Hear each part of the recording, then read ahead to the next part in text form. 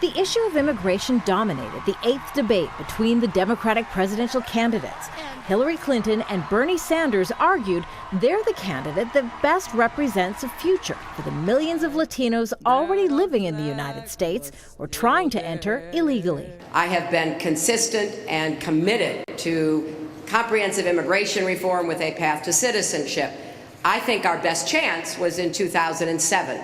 I voted for that bill. Senator Sanders voted against it. One of the great tragedies, human tragedies of recent years, is children came from Honduras.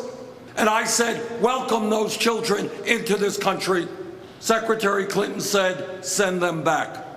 The tone of the debate at times tense, as each candidate tried to score political points, knowing in less than a week the state of Florida will hold its presidential nominating contest, and a large number of those voters will be Latino. In 2006, Senator Sanders supported indefinite detention for people facing deportation and stood with the Minutemen vigilantes in their ridiculous, absurd efforts to, quote, hunt down immigrants. No, I do not support vigilantes, and that is a horrific statement, an unfair statement to make. Still, there were questions of character in the debate that only Clinton could answer, or chose not to answer, like her decision to use a private email server as Secretary of State.